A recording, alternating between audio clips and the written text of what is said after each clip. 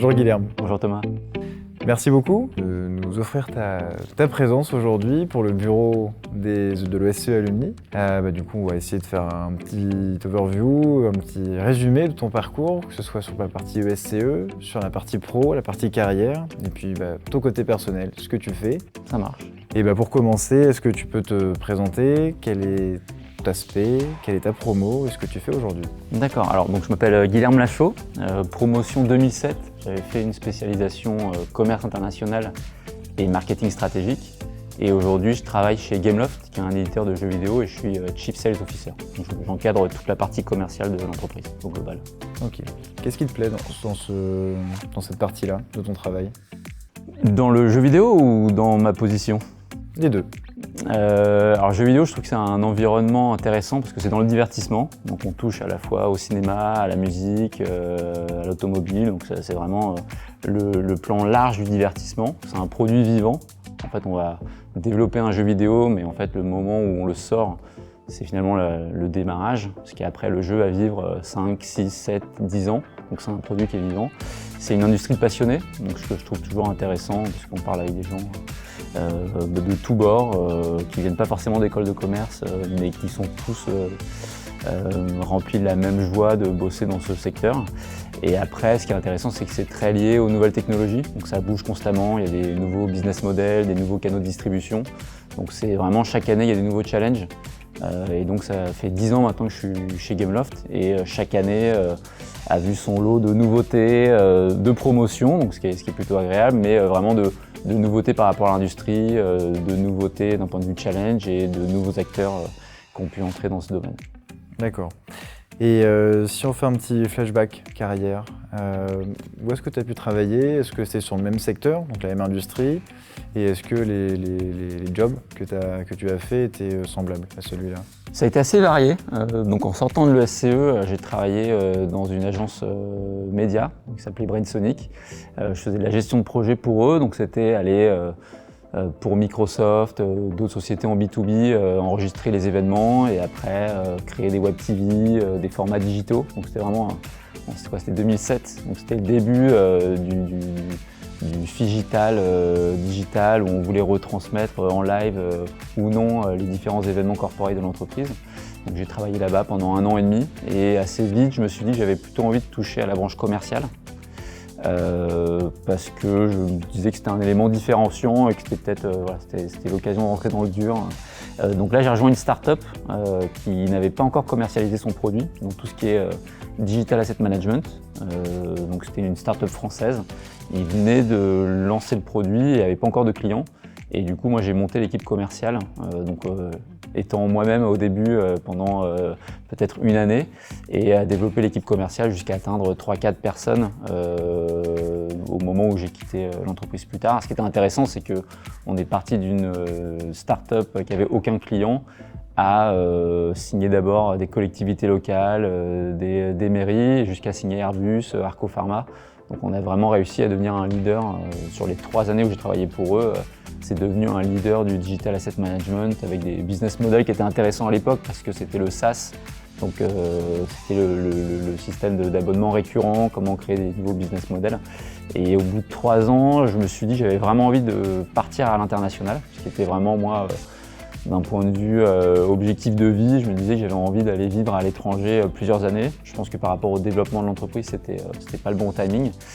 Et donc j'avais la chance d'avoir la double nationalité américaine étant né aux US. Et donc je suis parti sans boulot avec ma femme aux États-Unis en se disant on se donne 3 mois pour trouver un job. Et là-bas, j'ai été engagé au bout de 2 semaines par une start-up américaine qui était dans tout ce qui était réseau et hardware, sans fil, gestion des réseaux d'entreprises à distance. Et moi, j'étais basé à San Francisco et je développais tout le réseau commercial au Canada. Donc, je développais un réseau de revendeurs au Canada. Entre-temps, l'entreprise s'est fait racheter par Cisco Systems. Donc, c'était intéressant parce que c'était la start-up dans tout son extrême, toute sa grandeur aux États-Unis. Donc, c'était intéressant de vivre ça. Donc j'ai bossé là-bas un peu moins d'1 année et ensuite j'ai commencé donc, chez Gameloft en local. Ils avaient un bureau à San Francisco et au début je me suis occupé de Google comme compte parce que c'était un compte sur Android, donc un compte de distribution pour l'entreprise. Et au fur et à mesure, j'ai récupéré le management de toutes les plateformes de distribution. Après, j'ai repris le management de toute l'Amérique du Nord pour l'entreprise. Donc, j'ai fait ça jusqu'en 2019. Et 2019, j'ai rejoint le COMEX de l'entreprise qui était basée à Paris.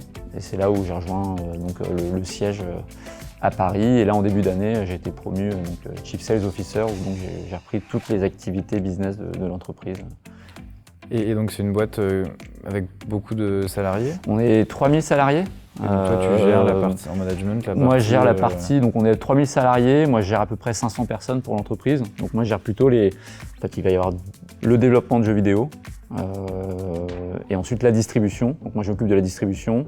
Il va y avoir tout ce qui est business B2B sur le côté. Donc business B2B, ça peut aller aussi bien, si on regarde pour des références françaises, Orange ou Bouygues, ils vont avoir du contenu préinstallé parfois sur les téléphones qui sont des jeux vidéo. C'est des choses qu'on va commercialiser. Si on regarde Renault, ils sortent maintenant des véhicules avec des écrans connectés, des voitures connectées. La dernière Renault Espace qui sort, en fait, on leur vend du contenu, donc des jeux de quiz musicaux, transport aérien en fait aussi, on vend du contenu. Netflix se lance dans le jeu vidéo également, ils ont une offre d'abonnement, donc on leur vend du contenu, on fait des créations originales pour eux en fonction de leurs IP. Apple se lance aussi dans l'abonnement de jeux vidéo, donc on leur vend du contenu. Et donc en fait, on bosse avec Tencent, on travaille avec en fait, l'intégralité des GAFAM et des grosses entreprises internationales. C'est soit leur vendre du contenu, soit récupérer des licences auprès de Disney, Lego ou NBC Universal pour faire des jeux avec leurs IP. Donc c'est assez large finalement le scope du boulot. Ok, c'est vachement large pour le coup. Ouais. Et qu'est-ce qui t'a plu, on va dire, le plus entre le fait de développer une partie commerciale, commencer à zéro, et peut-être arriver quelque part où c'était déjà plus structuré, où voilà, le but c'était de grandir, de faire grossir la boîte sur quelque chose qui existait déjà? Alors c'est vrai que c'est assez différent. Alors moi j'aime bien on va dire closer au final des deals. Donc on va se dire que la complexité est allée en évoluant au fur et à mesure. Mais je trouve ça intéressant ce côté parce qu'il faut savoir créer un lien relationnel. En fait c'est pas que professionnel. Je trouve que moi ce que j'apprécie dans l'axe commercial, c'est finalement la capacité à créer des relations extra-professionnels avec ces personnes qui vont faire qu'on va être capable de retravailler ensemble, même s'ils changent d'entreprise, qu'on va être capable de refaire des nouveaux deals ensemble. On va dire que ce qui m'a le plus marqué finalement dans ma carrière aujourd'hui, c'est pour cette start-up sur laquelle j'ai travaillé et sur laquelle j'ai pu me confronter au métier de commercial, c'est là où j'ai fait mes premières armes. Donc c'était de prendre le bottin, d'appeler les entreprises, de devoir passer par le standard, de devoir présenter une marque ou un produit qui n'existait pas, qui n'était pas référencé. Donc c'était beaucoup plus compliqué parce qu'il fallait avoir un elevator pitch qui était beaucoup plus rapide et on pouvait parler à des départements qui étaient assez loin. Si on regarde les mairies par exemple, c'est vrai que les prises de décision à partir d'un certain montant, ça doit passer par un appel d'offres, mais si c'est sous un certain montant, ça va être plus pris en local. Mais on va dire que c'est moins professionnel dans la prise de décision par rapport à l'achat que si on travaille avec une entreprise comme Apple ou Tencent. Mais par rapport à mon évolution de carrière, d'avoir pu me confronter finalement à ces structures un peu moins cadrées dans ma construction commerciale, c'était hyper intéressant parce que c'était finalement plus compliqué. Il fallait aller vraiment chercher, il n'y avait pas forcément de demande en face et il fallait vraiment aller convaincre l'interlocuteur. Là où dans des plus gros groupes aujourd'hui, ils savent finalement assez bien ce qu'ils veulent. J'arrive avec une entreprise qui a déjà un nom, qui est reconnue en B2B. Donc après, c'est la capacité à faire du business aussi bien avec les US que la Chine. Donc prendre en compte ces différences culturelles. Et ça, pour ça, c'est vrai que le SCE, je pense, a été assez enrichissante et intéressante. Et m'aide aujourd'hui, je pense, à de comprendre que voilà, c'est pas la même façon de faire le business en fonction des tailles d'entreprise, en fonction de la géolocalisation de ces entreprises. C'est en se prenant des murs qu'on apprend. Hein, ouais, tout à fait. Et du coup, je pense que voilà, ça a été assez intéressant d'apprendre en devant monter cette équipe commerciale et après en partant à l'étranger, c'était d'autres challenges également Et par exemple, tu as bien aimé cette partie-là, est-ce que, je sais pas, des envies d'entrepreneuriat pour un jour, une idée, l'envie, le développement? Alors j'ai beaucoup de respect pour tous les anciens de SCE ou pas qui se sont lancés dans l'entrepreneuriat. Alors c'est toujours quelque chose qui m'a beaucoup attiré, mais j'ai jamais sauté le pas. Je pense que peut-être je commencerai par l'intrapreneuriat. Donc peut-être dans une structure plus connue, se lancer dans des aventures nouvelles pour l'entreprise, mais je pense que moi personnellement j'aurais besoin du cadre de l'entreprise au début pour me lancer, bien que ça me fasse vraiment envie de me dire qu'un jour j'arriverai à lancer la bonne idée avec la bonne exécution et être à mon compte. Je pense qu'aujourd'hui dans ma carrière, je suis assez bien finalement dans cette position d'être dans le management d'une entreprise qui est déjà établie. Dans le cadre et à développer. Exactement. Comment est-ce que tu vois le secteur ton secteur d'activité dans le futur?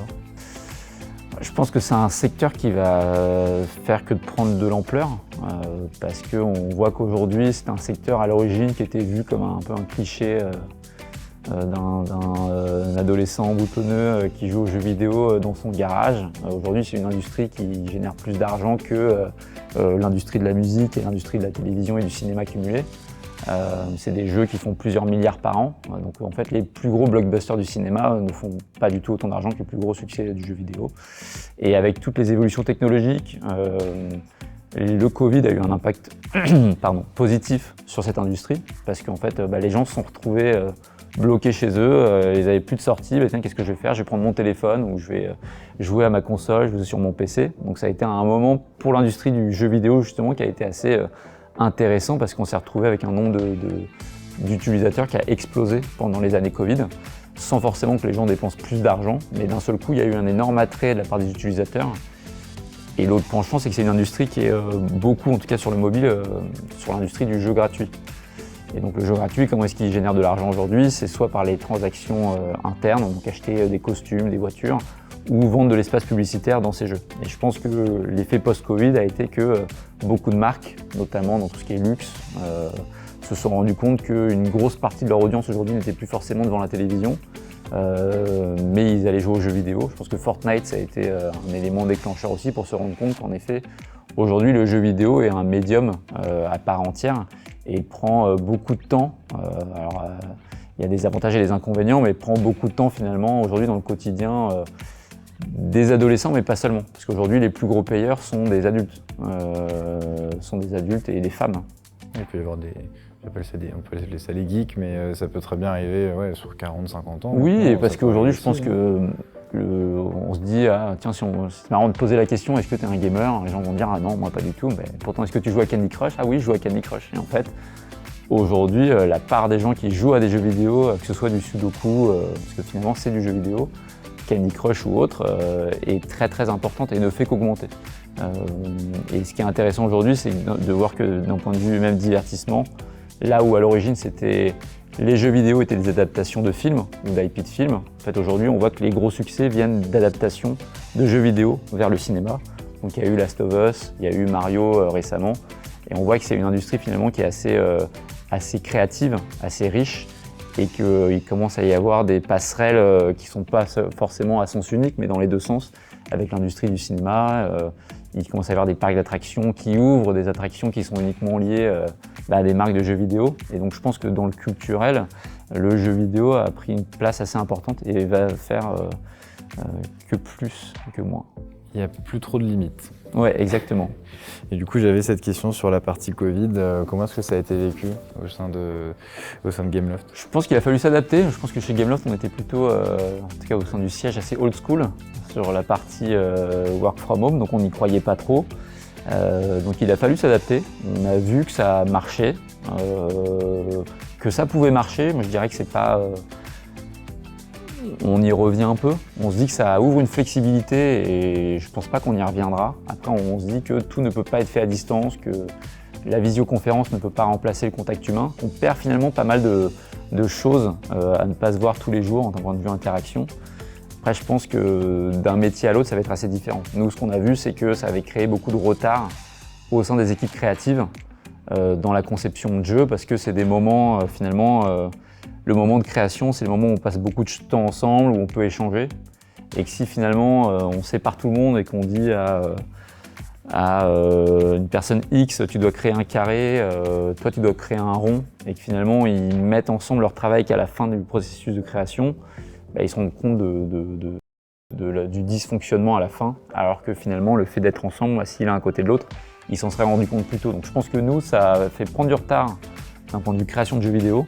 Après, ça a permis de booster le business en général. Toutes les années 2020, 2021, même 2022, on est revenu, on est toujours au-dessus des années pré-Covid en termes de revenus. Donc ça a clairement eu un boost sur cette industrie en tout cas. Donc moi, je l'ai très bien vécu. J'ai la chance de ne pas avoir été malade et d'un point de vue professionnel, ça a été plutôt un boost qu'un frein. Et ça permet aussi de développer, d'adapter aussi en fonction, peut-être pour le travail plus tard, si Ouais. y a besoin, les habitudes. Ouais, je pense qu'après, ce qui a été intéressant, c'est de voir les différences culturelles. Je pense que Asie, les gens ont très très vite repris le pli de retravailler au bureau. Europe, on a un peu plus hybride. États-Unis, c'est assez compliqué de faire revenir les gens au bureau. Parce qu'ils avaient déjà cette culture du télétravail avant le Covid. Je pense que ça a exacerbé ce trait. Et aujourd'hui, c'est assez compliqué de faire revenir les seniors, justement, parce que vous allez avoir plutôt des jeunes employés qui ont envie d'apprendre, qui créent leur premier réseau professionnel, parce que c'est leur premier travail, donc ils vont avoir envie d'être là, qui vont peut-être avoir un confort moindre chez eux pour travailler, alors que les gens un peu plus seniors, ils ont fait leur réseau professionnel, ils ont un cadre de vie un peu plus intéressant, un peu plus qui leur permet d'être un peu plus tranquille pour travailler. Du coup, c'est peut-être une population qui est plus compliquée à faire revenir. Mais les juniors vont apprendre seuls, du coup. Voilà, exactement. Il faut faire comprendre aux seniors qu'ils doivent aussi redonner et ils ont ce rôle de mentor vis-à-vis des plus jeunes générations. Okay. Si on bascule un peu plus sur la partie carrière et du coup la partie alumni de l'ESCE, est-ce que pour toi, est-ce que ça a pu avoir de l'importance? Est-ce que ça t'a été utile? Est-ce que ça peut l'être, le réseau ESCE Alumni en l'occurrence, pour ta carrière? Alors, mon premier travail, je l'avais trouvé via les annonces de l'ESCE à l'époque, dans l'agence multimédia dans laquelle j'avais pu travailler. Je dirais que ce qui m'a le plus servi, c'est de conserver mon réseau amical de ma promotion ESCE, qui sont des gens que j'ai pu perdre de vue à un moment, que j'ai revu, mais disons que on garde quand même cet effet de promo et je me dis que ça me servira peut-être un jour si je veux changer de secteur. Et en tout cas, il y a souvent des gens qui peuvent me contacter qui ont été dans la même promo que moi pour me demander conseil ou pour me demander des introductions auprès d'autres personnes. Et je trouve que le lien de la promotion est assez fort. Je dirais qu'aujourd'hui, dans ma carrière, le lien plus large alumni de l'ESCE, j'ai pas encore eu l'occasion de l'activer, mais je sais que c'est un réseau qui est là et qui peut faire ses preuves si j'en ai besoin. Je pense que ce sera plus par opportunisme si je vois qu'une personne fait partie du réseau alumni. Je vais la contacter en me présentant via le biais de l'ESCE pour qu'on se rencontre ou qu'on puisse échanger. Donc je pense que je ne me ferme pas la porte. Je ne dis pas qu'aujourd'hui ce sera mon go-to numéro 1 si je dois essayer de changer de carrière ou chercher une nouvelle entreprise. Mais je sais que je pourrais m'en servir si j'en ai besoin et que les gens seront toujours assez accueillants et plein de bons conseils de par ce parcours. C'est vrai que c'est toujours fédérateur, hein. Quand on donne le SCE, on se reconnaît tout de suite. Tout à fait. Ouais. Et est-ce que tu as un conseil à donner aux autres alumni, par exemple, ou aux étudiants? Je pense que c'est... Alors, aux étudiants, je pense que c'est de ne pas avoir peur de prendre des risques en début de carrière, parce que d'expérience, en fait, je connais peu de personnes qui, aujourd'hui, au bout de... Parce que moi, j'étais promotion 2007, donc qui, 15 ans plus tard, finalement, font encore le même métier. Je pense qu'on va avoir des phases de vie, des phases familiales, des phases professionnelles qui vont évoluer et qui vont faire qu'en fait, c'est assez rare d'avoir une trajectoire linéaire dans le même secteur. Mais du coup, c'est peut-être intéressant et opportun de tester des choses à la sortie d'école. C'est peut-être là où on a le moins d'engagement, on n'a pas forcément de famille, pas forcément d'enfants. C'est là où on peut prendre le plus de risques. C'est ce qui permettra peut-être aussi assez rapidement de se différencier.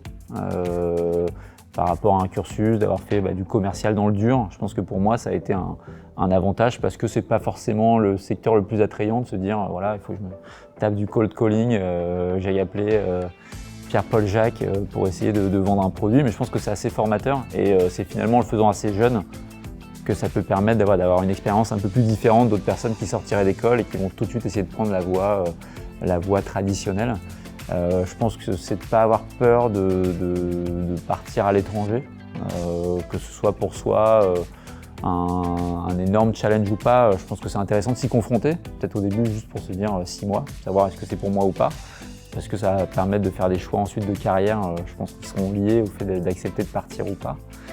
Et pour les alumni, je pense que c'est pas hésiter à justement faire appel au réseau de l'ESCE, aux anciennes personnes de leur promotion ou d'autres promotions qu'ils n'ont pas forcément connues, parce que je pense qu'il y a une bienveillance par rapport à ce réseau et qu'on oublie souvent peut-être d'essayer de l'activer, mais que finalement le monde est assez petit et on peut vraiment, je pense, gagner juste à échanger. Je pense qu'il ne faut pas avoir peur juste de se dire « ah bah tiens, c'est un ancien de l'ESCE, je vais le contacter pour échanger sur son expérience ». La personne peut vous ouvrir des portes ensuite, c'est une autre discussion. Mais je pense que de ne pas avoir peur d'avoir des retours d'expérience, juste d'aller prendre un café avec des gens qu'on a connus ou qu'on n'a pas connus mais qu'on fait le SCE. C'est des gens qui connaîtront en tout cas votre cursus éducatif et qui pourront vous donner des conseils pour vous aider à vous réorienter ou évoluer dans votre carrière professionnelle.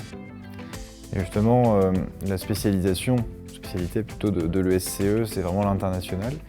Est-ce que toi, tu as beaucoup aimé notamment ce côté international, tu as pas mal travaillé notamment aux US, et est-ce que tu sens que ça a eu un réel impact? Ouais, alors moi ça a eu un impact, alors il y avait déjà une volonté, je pense, personnelle d'avoir un cursus qui était plus orienté vers l'international. Je pense que d'avoir fait le SCE, ça vous fait aussi rencontrer un réseau de personnes qui ont un peu un mindset similaire, qui ont envie de découvrir, de partir vers l'international. En tout cas, disons que l'international est un sujet, même si les gens ensuite décident de rester en France et finalement de ne pas suivre cette carrière internationale. Je pense qu'il y a une ouverture d'esprit que moi j'ai toujours beaucoup aimé, des gens assez différents, de cursus assez différents qui rejoignent le SCE. Et après, personnellement, comme je le disais, j'ai pu rencontrer ma femme à l'ESCE, donc ça n'a fait que qu'amplifier ce côté international, volonté de partir.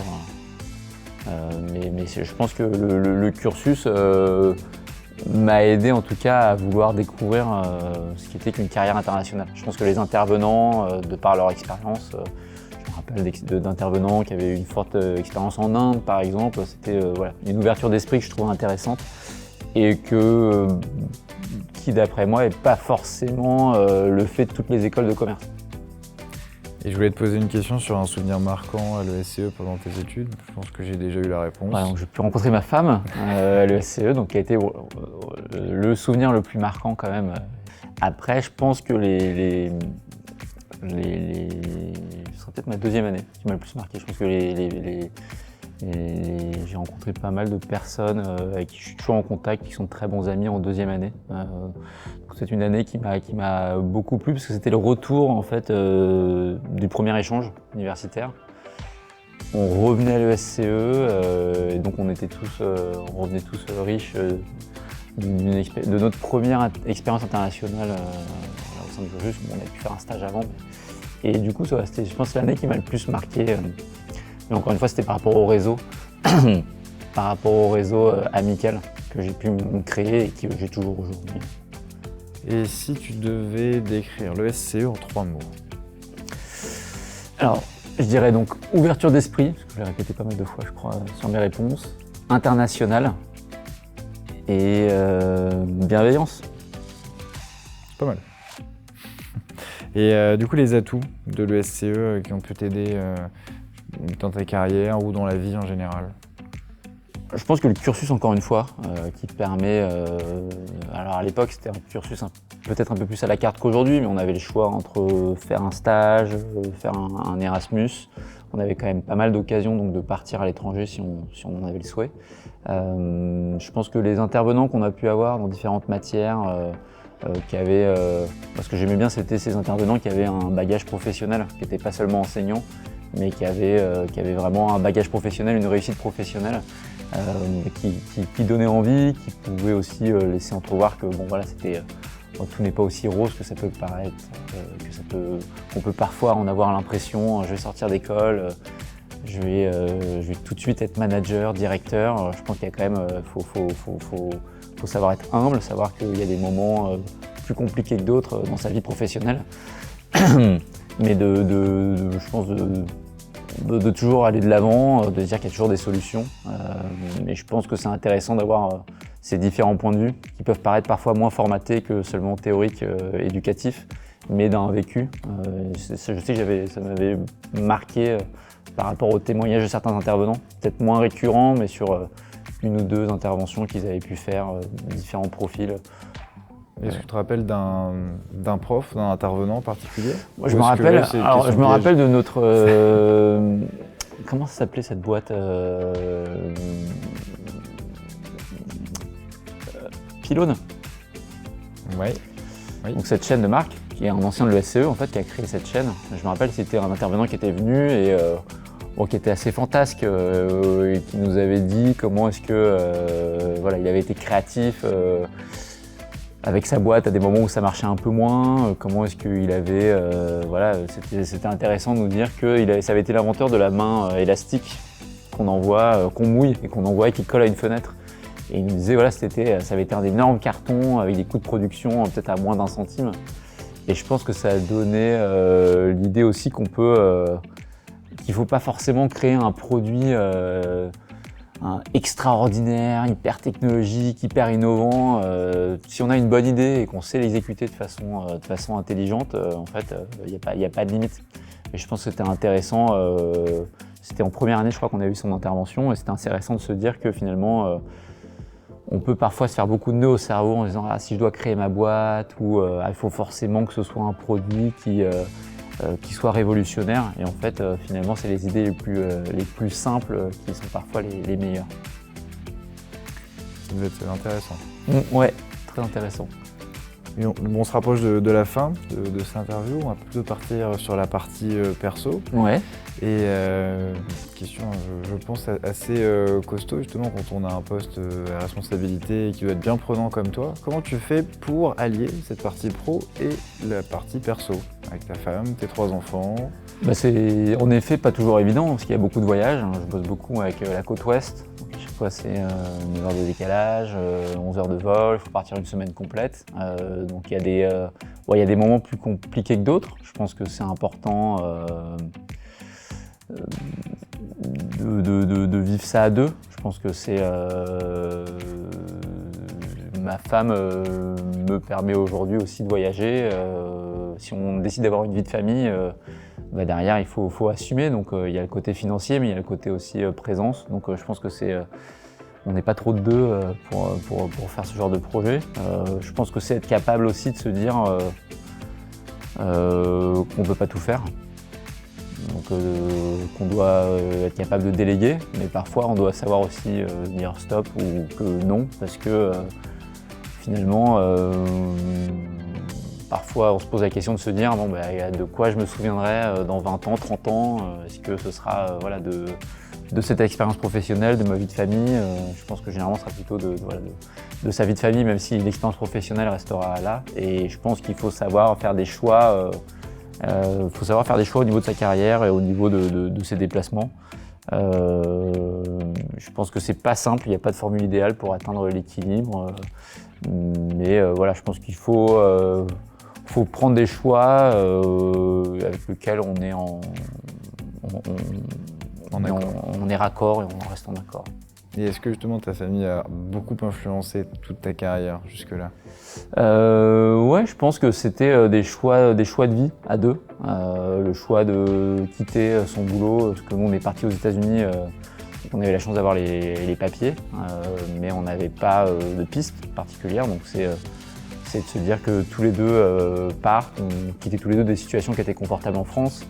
Il y a le risque qu'on ait un qui trouve, l'autre qui ne trouve pas. Donc il y a quand même des choix, je pense, professionnels, de confiance qui sont faits. Je pense que c'est des décisions de vie qui sont prises à deux, quoi. Et donc j'aurais tendance à dire qu'il ne faut pas minimiser l'impact qu'une décision professionnelle peut avoir sur l'autre. Si on veut finalement garder cet équilibre de vie sur le long terme. Donc, pour l'instant, aujourd'hui, tout se passe bien, donc c'est ce que je me souhaite sur le long terme. Également. On verra si c'est les bonnes décisions qui ont été prises au fur et à mesure. Mais... Et justement, on finit par une question un petit peu plus philosophique pour le coup. On a parlé beaucoup du travail, de la partie famille, mais en soi, réussir sa vie, on le définit souvent beaucoup, notamment pour la partie école, sur la partie carrière. Comment tu le définirais? Je pense que c'est de prendre du plaisir dans son travail. Je pense que c'est de se dire qu'on se lève le matin et qu'on est content d'aller travailler, qu'on continue à apprendre, qu'il y a cette espèce l'école se finit, mais quelque part, je pense que la stimulation intellectuelle reste importante. Et pour moi, c'est d'arriver à se dire que même après 10 ans dans la même industrie, je prends le même plaisir à interagir avec mes pairs, à travailler, à continuer à évoluer et qu'il y a des nouveaux challenges. Et que finalement je suis épanoui dans mon travail et je pense que c'est une assez grosse réussite qu'aujourd'hui, que ce soit un métier manuel ou pas du tout, je pense que le fait d'être capable de faire ce même métier année après année, sans se remettre en question, sans avoir une crise existentielle par rapport à ça, c'est finalement une belle réussite professionnelle.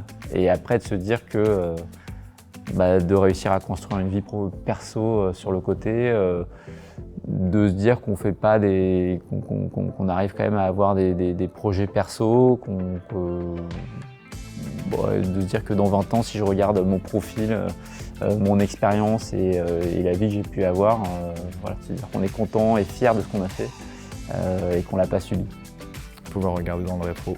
Ouais, je pense que le fait de ne pas subir son quotidien, pour moi, c'est quelque chose qui est important et de se dire que c'est vraiment le plaisir qui drive le tout, plus que de se dire c'est juste il faut que je travaille de façon alimentaire. Je pense que c'est, en tout cas personnellement, c'est pas la façon dont je vois le succès ni le travail. Merci beaucoup Guilherme. Merci à toi d'avoir pris du temps et de nous avoir partagé toutes ces informations. Avec plaisir. Merci beaucoup. Merci.